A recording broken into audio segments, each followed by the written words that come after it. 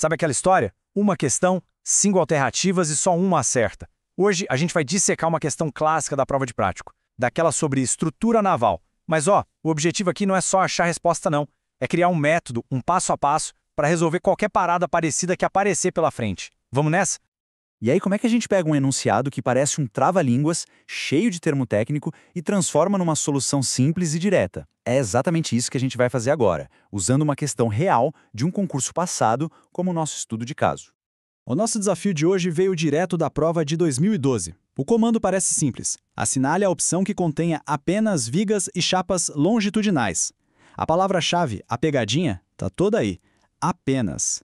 O segredo do sucesso é saber de bate-pronto o que corre de proa à polpa e o que não corre. Mas calma lá. Antes de sair analisando as opções, a gente precisa firmar um conceito que é a base de tudo. A ideia do navio ser uma viga gigante, a tal da viga-navio. Toda a lógica da questão depende de entender como essa viga funciona e quais são as peças que mantêm ela inteira. E o que acontece com essa viga no mar? Ela sofre os esforços longitudinais. Pensa só, o navio está passando por uma onda. Quando ele está na crista, o meio sobe e as pontas ficam no ar. Isso força a barriga dele para cima. É o alquebramento. Já no vale da onda, no cavado, é o contrário. O meio afunda e as pontas sobem. É a sapa. São essas forças que os elementos longitudinais precisam aguentar. Então, a parada é a seguinte. A estrutura do navio tem 2 times de pesas. O time dos longitudinais, que corre de proa a polpa para abrigar contra o quebramento e a sapa, e o time dos transversais, que corre de um bordo ao outro para manter a forma do navio, como se fossem as costelas do casco. A questão só quer que a gente encontre o time que é 100% longitudinal. Simples assim. Com essa ideia de times bem clara na cabeça, a melhor estratégia não é procurar a resposta certa de cara. É o contrário. A gente vai agir como detetive e caçar os infiltrados, ou seja, os componentes transversais que estão escondidos em cada opção. E a nossa investigação começa pela opção A. Os nossos suspeitos são cavernas, cicordas e vals. Vamos puxar a ficha de cada um deles. E olha só, o veredito sai rápido. Cicordas? Beleza, são longitudinais, ponto para elas. Mas as cavernas, que são as costelas do navio, e os vals, que são as vigas que seguram o convés, esses são transversais clássicos. Com 2 infiltrados no time, a opção A está fora. Eliminada. Próximo caso na nossa mesa, opção B. Os nomes da vez são cambotas, longarinas e astilhas. Será que a resposta está por aqui? De novo, um time misturado que invalida tudo. As longarinas são peça-chave, importantíssimas para a resistência longitudinal. Mas as cambotas, que dão a forma arredondada do fundo, e as astilhas, que são reforços transversais lá no fundo, são culpados. Opção B, eliminada também. Agora, a opção C. Temos um trio bem suspeito aqui.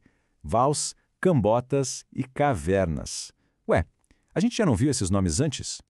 E bingo! Essa aqui é a opção mais errada de todas. Pode carimbar. Vásios, cambotas e cavernas, esse é o trio de ouro da estrutura transversal. Nenhum deles é longitudinal. Essa foi a eliminação mais fácil até agora. Ok, sobraram a D e a E. Vamos dar uma olhada na E, porque ela é traiçoeira. Ela começa com um peixe grande, um elemento fundamental, a quilha, mas depois vem com vals e astilhas. A quilha é a espinha dorsal do navio, né? O principal elemento longitudinal. Isso poderia enganar a gente. Mas, como a gente já viu, vals e astilhas são transversais. E o enunciado foi claro, apenas elementos longitudinais. Um único infiltrado e a opção inteira vai para o espaço. Tchau, opção E. Bom, pelo nosso processo de eliminação, só pode ser a letra D. Mas um bom detetive não fecha o caso sem ter certeza absoluta. Então agora a gente vai confirmar, ponto por ponto, por que a opção D é, sem nenhuma dúvida, a resposta certa. E tá aí, a solução. Cicordas, longarinas e trincanis. Todos os 3 componentes dessa equipe trabalham no sentido proa-popa. Todos eles contribuem para a resistência da viga-navio. Não tem nenhum infiltrado, nenhum elemento transversal aqui. Essa é a nossa resposta. E para a gente fixar bem o conhecimento, vamos olhar cada um deles. As cicordas, que às vezes são chamadas de longarinas laterais, pensa nelas como as assistentes da quilha. Elas correm ali paralelas a ela, ajudando a distribuir os esforços pelo fundo e pelo costado do navio. Agora, as longarinas. Essas são o que o nome já diz. Vigas longitudinais gigantes, super robustas, que ficam lá no fundo do navio. Elas são tipo a força bruta da resistência longitudinal na parte de baixo da nossa viga navio. E por último, o trincanis.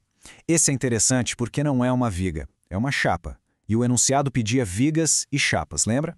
O trincanis é aquela chapa que faz a ligação do convés com o costado, e ele é fundamental para a resistência, funcionando como a parte de cima da nossa viga navio. Beleza, resolvemos a questão. Mas o mais importante aqui não é só essa resposta, é um método que a gente usou. Vamos pegar esse nosso processo de investigação e transformar numa estratégia que dá para aplicar em um monte de outras questões. Nosso método se resume em 4 passos bem simples. Primeiro, identifique o conceito principal. Aqui era a diferença entre longitudinal e transversal. Segundo, classifique cada item de cada opção, um por um, sem pressa. Terceiro, elimine sem dó as opções que tiverem qualquer errinho. E quarto, o gran finale. Confirme por que cada elemento da opção que sobrou está 100% correto. Viu só? Com um método, uma questão que parecia um bicho de 7 cabeças vira um quebra-cabeça lógico e até divertido de montar. A pergunta que fica, então, não é se dá para resolver, mas sim qual vai ser o próximo conceito que a gente vai desvendar nesse caminho para a aprovação. Até a próxima!